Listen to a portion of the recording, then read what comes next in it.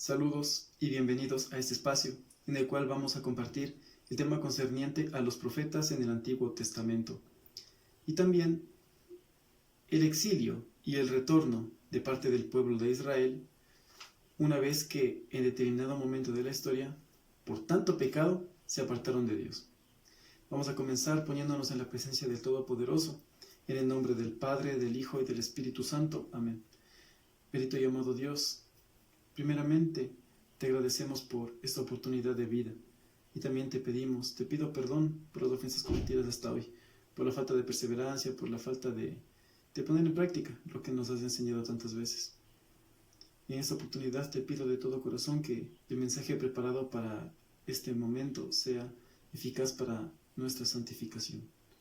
Que todo sea, Señor, en tu nombre. Amén. En el nombre del Padre, del Hijo y del Espíritu Santo. Amén.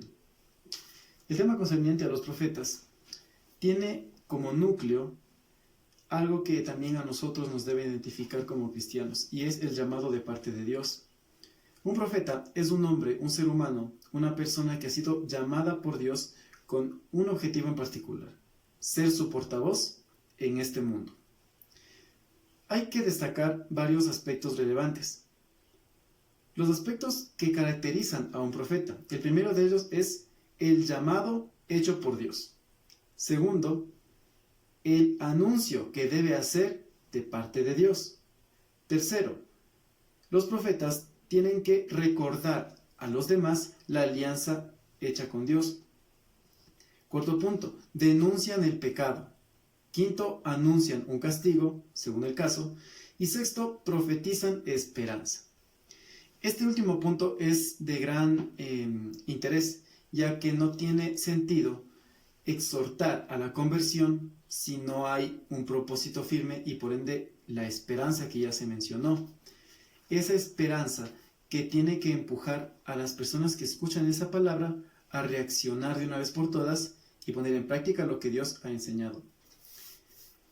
Hay que tener en claro entonces esos puntos que acabo de mencionar para poder entender lo que implica, o mejor dicho, lo que implicaba ser un profeta en la época del Antiguo Testamento. Esos profetas cumplían una determinada misión. En este punto nos encontramos en la etapa de la historia del pueblo de Israel cuando había la división del reino, es decir, por conflictos y tantas cosas que ya seguramente ya hemos analizado o en algún momento habrás escuchado, provocaron que se dé esa ruptura dentro del pueblo. En el norte y en el sur, entonces, llevaron a cabo su misión determinados profetas. En el caso del reino del norte, tenemos al profeta Amós y al profeta Oseas. En el reino del sur tenemos a Isaías, Miqueas, Habacuc, Joel, Jeremías, Sofonías, Jonás, Abdías, Nahum. Todos esos profetas que, según las circunstancias y el llamado de Dios, llevaron a cabo una determinada misión. Vamos a destacar cada una de ellas de manera muy breve. Vamos con el reino del norte. En el reino del norte tenemos al profeta Amós, el cual hizo mucho hincapié en la realidad que ocurría en el pueblo, es decir, la desigualdad social. El profeta Oseas, por su parte, denunciaba el pecado que había cometido el pueblo y lo comparaba como una esposa que ha sido infiel al esposo, en representación de la esposa infiel, el pueblo, y el esposo fiel, Dios. Así lo representaba él, por parte de Dios. En el caso del reino del sur, tenemos al profeta Isaías, que eso hay que tenerlo muy en claro. Es el profeta más famoso de todo el Antiguo Testamento. Más famoso, ¿por qué? Porque en su libro se hace mucho hincapié en la persona de Cristo Jesús, en el Mesías prometido. Siguiente, tenemos el profeta Miqueas. El profeta Miqueas hacía hincapié en que el rito llevado a cabo en lo que respecta al ámbito religioso del pueblo de Israel, los sacrificios, la visita al templo y todo lo demás, las oraciones, no sirven de nada si no salen del corazón. Tenemos al profeta Sofonías, el cual anuncia el día del Señor, día terrible y de gran calamidad. Es decir, cuando ya el pecado rebasa los límites y el pueblo no entiende. No porque Dios sea malvado y castigue, sino porque sin la protección de Dios las desgracias son inevitables. Siguiente, tenemos al profeta Habacuc, el cual habla acerca del daño que los pueblos vecinos habían hecho al pueblo escogido de Dios, pero a la vez también destaca aspectos que tienen que hacer reaccionar al pueblo ¿ante qué? Ante el pecado. Siguiente, tenemos al profeta Jeremías. El profeta Jeremías, dato interesante, es aquel profeta que vivió en carne propia ya la etapa de la llegada, la invasión del pueblo de Babilonia, o mejor dicho, el imperio de Babilonia, al pueblo de Israel. Y por ende, cómo eran llevados cautivos, él pudo apreciarlo. Él anunció, pero nadie le escuchó, e incluso llegaron a despreciarlo, a aborrecerlo y a torturarlo también. Fue odiado por su propio pueblo. Pero, a fin de cuentas, pasó la desgracia. Ante tanto pecado, cayeron sometidos bajo el yugo de Babilonia. Tenemos después al profeta Joel, el cual habla acerca de un futuro difícil si no hay una sincera conversión. Y lo compara con una invasión de langostas. En el lenguaje bíblico, según la historia, recordemos quiénes eran o mejor dicho, qué animalitos eran las langostas. De pronto nos imaginemos que son quizás las langostas que venden en las marisquerías. No, no son esos animalitos. Son langostas, lo que nosotros conocemos como saltamontes. Allá en ese continente, en aquel tiempo, les llamaban langostas a esa plaga de saltamontes, unos saltamontes muy grandes que destruían los campos, es decir, arrasaban con todo. Recordemos las plagas de Egipto en la época de Moisés, la plaga de las langostas. Dejaron sin abastecimiento de alimentos, obviamente, de los cultivos al pueblo. Y así el profeta Joel compara como una invasión de langostas, cuando llega el pecado y lo destruye todo. Nahum, por su parte, habla sobre la ciudad pagana de Nínive. Habla de cómo el pecado excedió en ese lugar. Al igual que, por su parte, el profeta Jonás, el cual fue enviado ya por Dios directamente a evangelizar a esa ciudad pagana, que siendo pagana se convirtió, aceptó el mensaje de Dios y se arrepintió de su pecado. Y finalmente tenemos al profeta Abdías, el cual anuncia que el reino de Edom, nación que obviamente hizo tanta maldad y despreció al pueblo de Israel, pagará por sus crímenes. Es decir, que a la vez hay un mensaje de esperanza, porque también se manifiesta la justicia de parte de Dios. Bien, ahora pasemos a otro punto. Vamos a hablar del profeta Isaías. En un principio mencioné que el profeta Isaías es el más famoso de todos. Ya vamos a ver por qué. El núcleo del mensaje del profeta Isaías, lo que vamos a encontrar en su libro, radica en un acontecimiento que está ahí escrito. Y es cuando el rey de Siria decide invadir al pueblo de Israel, específicamente al reino de Judá. Recordemos que había el reino del norte y el reino del sur. Entonces, en este caso, el rey Ahaz, que era del pueblo, empezó a tener miedo porque era un peligro inminente. Entonces pidió auxilio al profeta Isaías, el cual, enviado por Dios, le dice: he aquí que el Señor te va a dar un signo, pide ese signo. Entonces el rey con humildad dijo: ¿quién soy yo para poner a prueba al Señor? No voy a pedirle ningún signo ni nada. Entonces Isaías, de parte de Dios, le dijo: no te preocupes, aunque tú no pidas un signo, el Señor ya te lo dará. Y es el siguiente: he ahí que la doncella, o virgen, según la traducción específicamente, concebirá y dará a luz un niño. Y ese niño obviamente será el Mesías. En aquel momento, de pronto el rey esperaba algún Mesías, algún libertador, que sea, pero así, de una, para que le libere de la invasión de ese rey pagano, de Siria. Pero la promesa no se radicaba en ese punto, sino que era una promesa que iba mucho más allá de asuntos políticos del pueblo, sino a lo que todos sabemos, la redención de la humanidad para la vida eterna. Esta promesa, que en un futuro ya se cumplió, cuando llegó Cristo Jesús. Y podemos leer en el Evangelio según San Mateo, capítulo 1, versículos del 22 al 23, cómo esta promesa se cumple. Dice ahí: para que así se cumpliera lo manifestado por el profeta, he ahí que una virgen concebirá y dará a luz un hijo. Es decir, se habla de Cristo Jesús, el Mesías.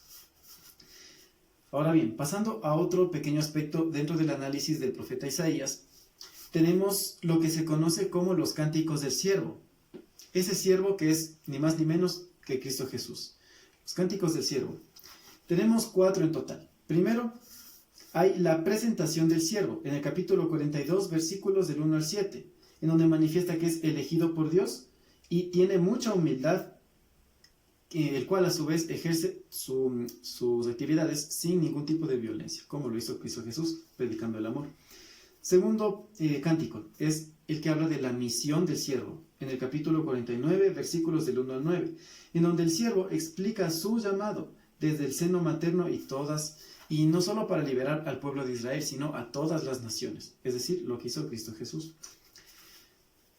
Siguiente cántico, la obediencia del siervo, en el capítulo 50, versículos del 4 al 9, en donde el siervo explica que es un discípulo que no se rebela, obedece a Dios, cada mañana atiende la voluntad de Dios y ofrece su espalda a quienes lo golpean y el rostro a quienes lo escupen. Esa es la clara manifestación ya de la pasión de Cristo Jesús, lo que él sufrió, pero el cual a su vez no está solo. Todos estos cánticos del siervo son muy importantes para poder comprender de manera clara cómo este Mesías prometido cumple a rajatabla la misión encomendada por Dios. Por lo tanto, estos cánticos del siervo tienen que estar muy grabados en nuestra mente para entender el mensaje que el profeta Isaías ha manifestado de parte de Dios. Y por último, el cuarto cántico es aquel que habla del dolor, de los padecimientos que el Mesías tendrá que atravesar. Específicamente eso lo encontramos en el capítulo 52, versículo 13, hasta el capítulo 53, versículo 12. Pasando a otro punto, tenemos a los profetas Esdras y Nehemías. Estos profetas son aquellos cuya participación es directa y específica de la etapa cuando ya el destierro a Babilonia terminó, porque desde que comenzó esa difícil fase de parte del pueblo, tuvieron que transcurrir muchísimos, pero muchísimos años. Luego de esos años, cuando ya el imperio de Babilonia había caído ante la invasión del imperio persa, con el rey Ciro al mando de ese nuevo imperio, recibieron ya la dispensa para que puedan retornar a su tierra y reconstruir primero el templo y por ende sus vidas como pueblo allá en su propia tierra. En el caso del profeta Esdras, es aquel que recibe una autorización de parte ya del imperio persa para viajar a Jerusalén y ayudar en la reconstrucción del templo. Esa restauración fue difícil, habla de todo eso en el libro de Esdras, pero al final logran restaurarlo y celebran la Pascua, desde hacía ya mucho tiempo en su tierra que había quedado olvidada y abandonada tantos años. Esdras, a su vez, luchará para que el pueblo conozca la ley, o mejor dicho, la recuerde y también la ponga en práctica. Por otra parte, el profeta Nehemías es un colaborador del rey Ciro de Persia, el cual recibe un permiso para participar también en la reconstrucción del templo de Jerusalén. Pero más que la reconstrucción del templo material, Nehemías hace hincapié en la reconstrucción de la espiritualidad como parte del pueblo de Dios. Dejar a un lado el pecado y poner en práctica de una vez por todas las leyes de Dios. Y por último tenemos como punto también importante, como antes de que se terminara el exilio, cuando todavía estaban bajo el yugo de Babilonia, habían personajes que formaron parte ya de ese momento. Habíamos hablado antes del profeta Jeremías, que fue antes de, y también durante su inicio, durante el inicio del destierro a Babilonia. Pero desde ese momento, conforme duró el destierro allá en Babilonia, el exilio, surgieron varios profetas que también, enviados por Dios, llevaron a cabo una determinada misión. Entre ellos tenemos primero al profeta Ezequiel, que era un sacerdote del pueblo de Israel, que recordó al pueblo sus pecados, manifestando que Dios no quiere la muerte del pecador, sino que se convierta y se salve.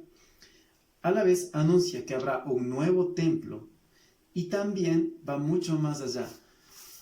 Recordemos que en el pueblo de Israel era de costumbre era, mejor dicho, muy común que se lleve a cabo la crianza de ovejas, pastores y rebaños. Entonces, en base a esas comparaciones, el profeta Ezequiel habla de que habrá un nuevo pastor, un nuevo guía, haciendo hincapié en que Dios nunca abandona a su pueblo. Y sobre todo habla de un nuevo corazón que tiene que inclinarse al Todopoderoso y serle fiel solo a Él. Y después tenemos al profeta Daniel, profeta que anuncia la próxima liberación. E incluso en el libro del profeta Daniel encontramos ya datos históricos de personajes que formaron parte del pueblo del imperio de Babilonia y cómo transcurrieron varios acontecimientos. Ese libro es muy interesante.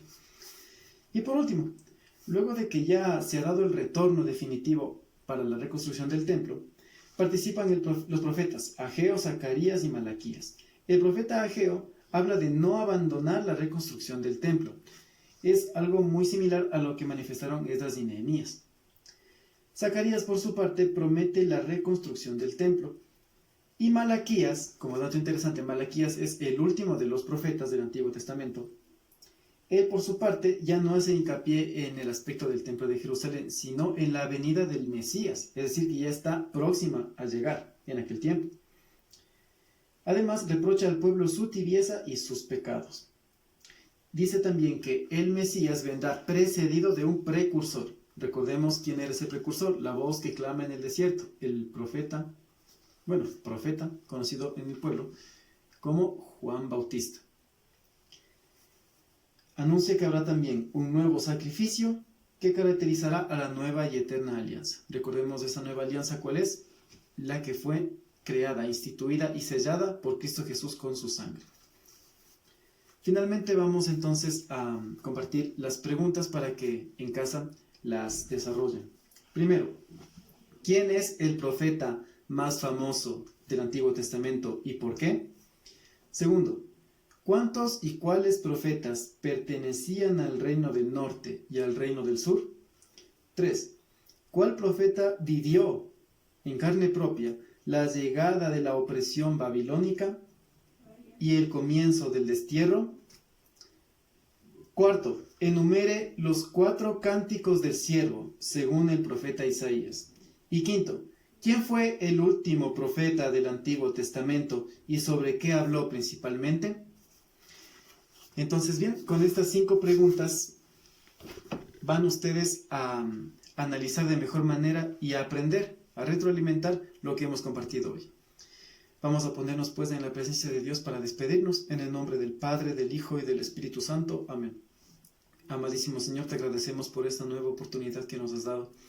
Te encomendamos la salud de los seres queridos de nuestro hogar, por nuestros vecinos y aquellas personas que nos interesan, y sobre todo aquellas de las que deberíamos perdonar y amar más. Bendice, Señor, el resto de esta jornada y danos tu santa bendición y compañía. En el nombre del Padre, del Hijo y del Espíritu Santo. Amén. Hasta nuestro próximo encuentro. Dios les bendiga.